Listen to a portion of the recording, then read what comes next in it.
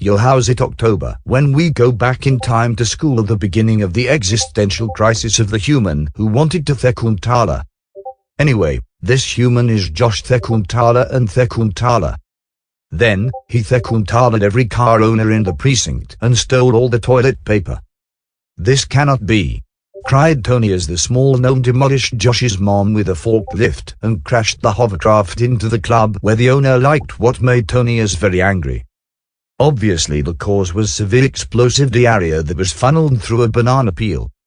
The stench was so delightful, Josh took many handfuls of it and ingested it without looking insane. However, Josh forgot that his doctor diagnosed him with severe rheumatoid arthritis. This caused his snack to enhance his earthbending immensely. Tonyas became jealous of his height and muscularity since Josh wasn't really short and gnome-like. Sean is Tonyas' bodyguard and his arms and is dead. Do you remember the 21st night of September, sang Tonyas, who missed Sean very poggers. Sean's large ghost roamed with many debts because Tonyas committed tax fraud. Therefore Sean asked for Tonyas's tax returns, but Tonyas didn't want his fraudulent schemes to be shamed by the big man Sean. Furthermore, he was inclined to summon the Brian since he could not be destroyed by mere earth-bending techniques. This is truly epic. Josh fell down the stairs again, for he lacks iron because he does not eat enough spinach omelets. That he led to an apple tree which bore him many days' worth of consumables. Armed with these consumables, Josh went to Burgerbel because they have great burgers filled and completed with cheese and lettuce. But without lettuce they would be closed forever.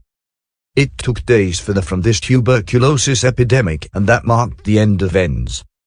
He couldn't handle the spicy lettuce mustard in the lettuce anyway. Luckily, the Pizza Hut CEO came to the Burgerbel funeral cause halftime. After the guy Tales silly song with Larry, the part of the show where Larry sings a silly song, he said to her, "I'd like a cheeseburger and I might like a milkshake as well." She said to him, "I can't give you either," and he said, "Isn't this Burger Bell?"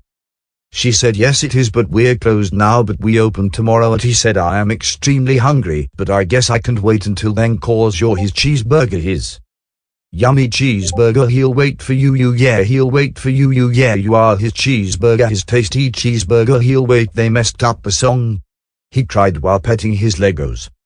The tears kept flooding down because he broke his Millennium Puzzle he received last Tuesday from Brian, the most biggest and bestest and greatest and epicest and genius and brilliant and cool and incredible and Bannerman and the handsomest in the entire universe, and thus Brian chose to help poor Tonyas in his quest to defeat Josh, the average lord of small lettuce and beans.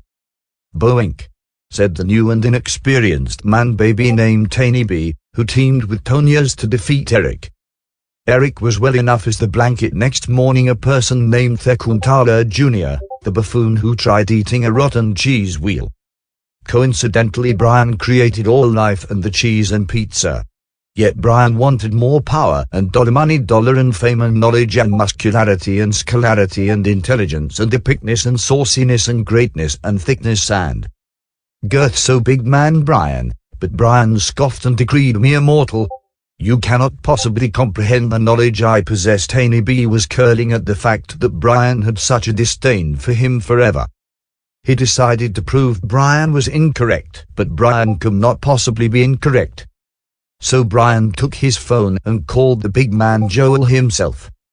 Joel was ecstatic about Brian choosing him as Supreme Admiral of lifting heavy weights. Together they set a new record. Disease. The Brown Men Commonwealth casted a new vote to kick white men out of the universe solely based on the fact that they are white. However, the big bold white man named J. Hudson Widener Sr. proclaimed that he can join the Commonwealth of Brown Men, and because of the generosity of the big epic contract that Brian put forth, which instituted refuge for smaller men like Josh and Tony as Bonkshank. Unfortunately, Tony B saw this contract and challenged Brian to a duel with calculators. They fought epically, but it resulted in the explosive death of millions of gamers. Brian had enough of Tony and his tomfoolery, shenanigans, and malarkey, so Brian mandated the exile of Tiny B to the Shadow Realm. Devastated, Tiny B wept and begged at the feet of Brian. Brian chuckled and said, "Silly rabbit, tricks are for kids." Brian looked at Tiny B with disdain and took his calculator away. Tiny B was never heard from again. Later, Tony as Bonkshank suffered a similar fate because he committed a similar crime against Brian. It was a heinous act punishable only by detonation.